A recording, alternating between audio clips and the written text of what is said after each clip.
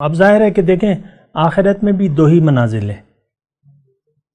تو جو مردہ لوگ ہیں، مردہ کون ہیں؟ جنہوں نے اللہ کی اور پیغمبر کی دعوت پر کان نہ دھرا، ظاہر کے لیے زندگی گزار دی. یہ شخص مردہ ہے اور اس کی مردگی میں اضافہ ہوتا رہتا. اعوذ باللہ من الشیطان الرجیم، بسم اللہ الرحمن الرحیم. اللہم صلی علی سیدنا محمد معدن الجود والکرم آلہ وسلم. سامعین و ناظرین اکرام، السلام علیکم ورحمۃ اللہ وبرکاتہ. آج کا ہمارا موضوع یہ ہے کہ کیا انسان مردہ پیدا ہوتا ہے؟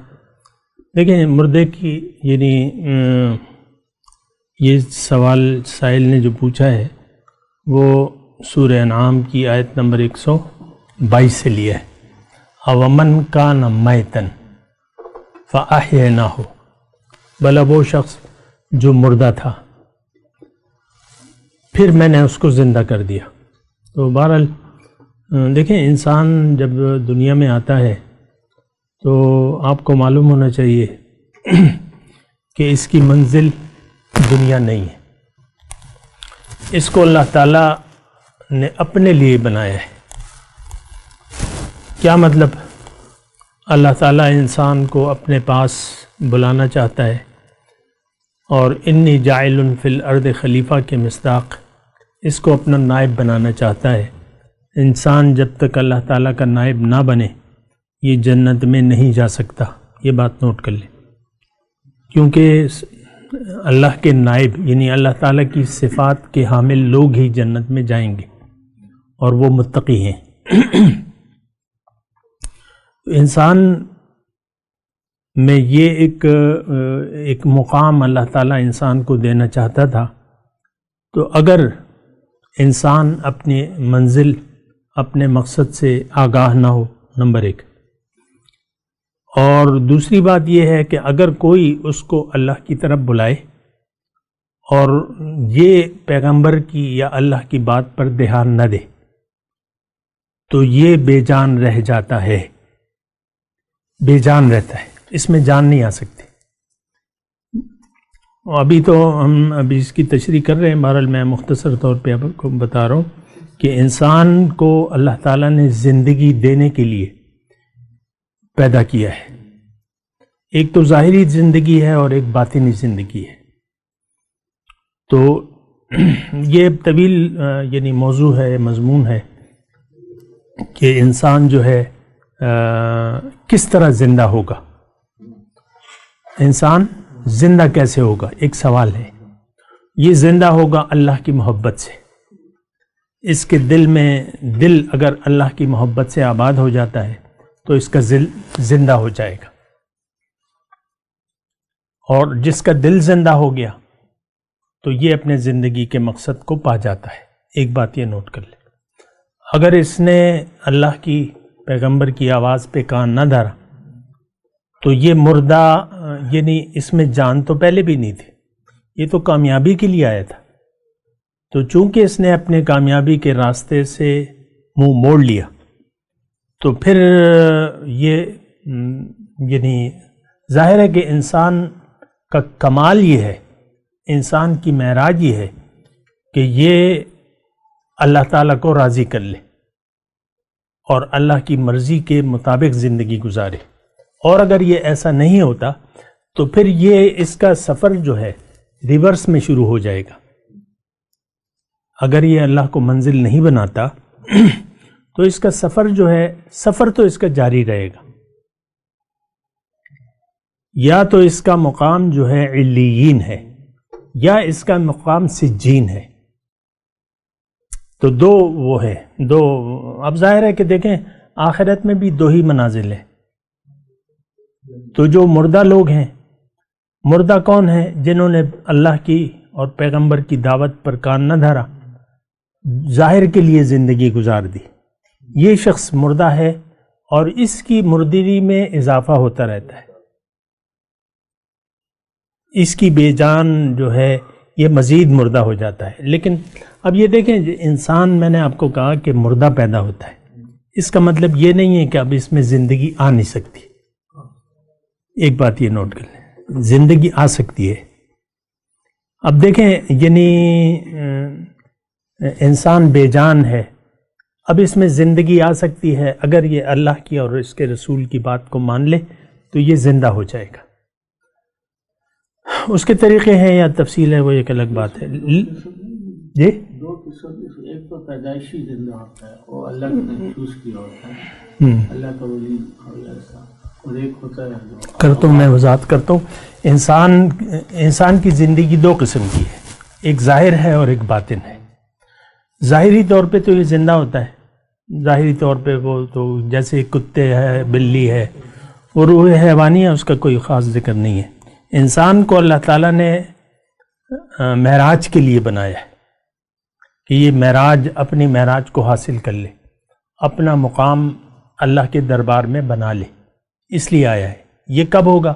جب یہ پیغمبر کی بات کو سنے گا اور اللہ کو منزل بنا کے اللہ کے لیے زندگی گزارے گا تو یہ زندہ ہو جائے گا۔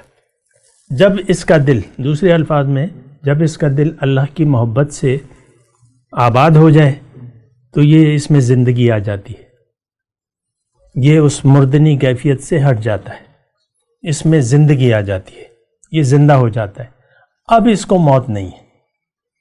اچھا، دوسرے جو لوگ ہیں جو نہ اللہ کی سنتے ہیں نہ رسول کی، اپنی کرتے رہتے ہیں، دنیا ہی کے لیے زندگی گزارتے رہتے ہیں، تو ان کی جو کیفیت ہے وہ مزید اس میں اضافہ ہو جاتا ہے، ان کی تاریکیوں میں اضافہ ہو جاتا ہے۔ ابھی مضمون ہمارا جاری ہے، کمم مثلہ فی الظلمات، تو اس کی تاریکیوں میں اضافہ ہوتا جاتا ہے۔ پھر ایسا وقت آتا ہے کہ یہ اللہ کی کتابوں میں، یعنی اس کا دل جو ہے مردہ ہو جاتا ہے بالکل، وہ اس میں اب زندگی آ ہی نہیں سکتی۔ مثال کے طور پہ ابو جہل اپنے کفر اور شرک پر اڑا رہا، بس اس کی اب سمجھ میں نہیں آتی تھی بات۔ اسی طرح اور جو تھے، آج بھی ہم سب جو ہیں وہ نہ پیغمبر کی بات کو سننے کے لیے تیار ہیں نہ اللہ کی بات کو۔ ہماری منزل دنیا ہے، ہم کسی کی بات بھی سننے کے لیے تیار نہیں۔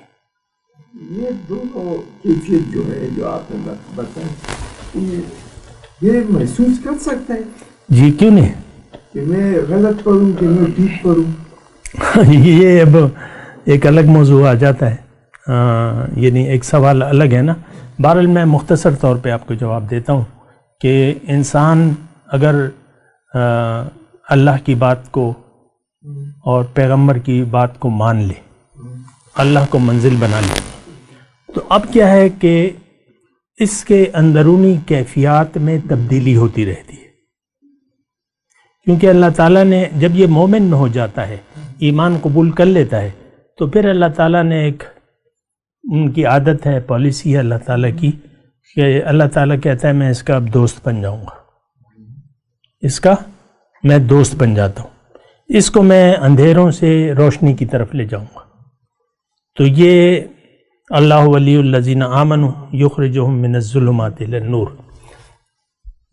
تو یہ نور کا، اس نے نور کو منزل بنا لیا، نور کے راستے پر چل پڑا، تو اب یہ اس کا ہر آنے والا دن گزرے دن سے بہتر ہوگا، اور یہ اس کو محسوس بھی کرے گا۔ کیسے؟ دلی طور پر، دلی خوشی اور دلی اطمینان۔ اللہ کے رسول فرماتے ہیں، بڑی قیمتی بات ہے، کہ جب تمہیں تمہاری نیکی خوش کر دے اور تمہاری برائی تمہیں رنجیدہ کر دے تو تم مومن ہو۔ یہ مطلب اس کی علامات ہیں کہ آپ نیکی کرنے میں خوشی محسوس کریں، خوش ہو جائیں، برائی کرنے میں آپ اچھا نہ محسوس کریں۔ فَأَنْتَ مُؤْمِن، ایک کیفیت یہ ہے۔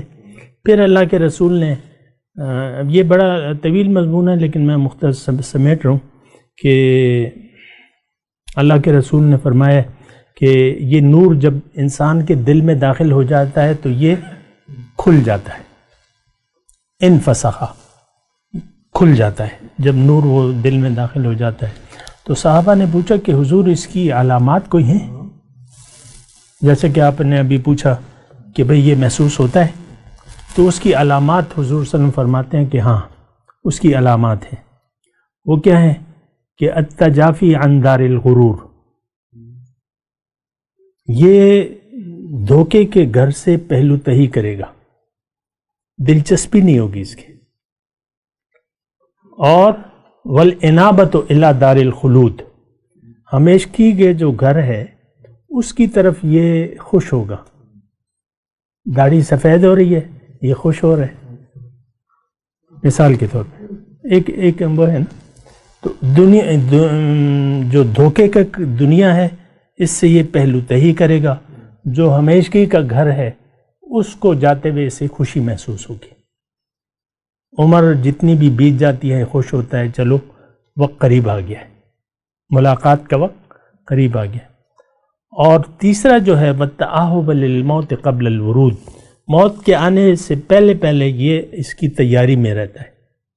وَلَا تَمُوتُنَّ إِلَّا وَأَنْتُمْ مُسْلِمُونَ، یعنی جب بھی اس کو موت آتی ہے تو یہ کچھ یہ نہیں کہتا کہ تھوڑا سا مجھے وقت اور دے دے، بس تیار رہتا ہے موت کے لیے. جب بھی موت آتی ہے بس کلمہ تیار رہتا ہے اس کی زبان پر. تو بہرحال یہ اس کی علامات ہیں. انسان دیکھ لے اپنے آپ کو، اور باتیں ہیں پھر انشاءاللہ کرتے رہیں گے. وآخر دعوانا ان الحمدللہ رب العالمین. مولاي صل وسلم دائما أبدا على حبيبك خير الخلق كلهم.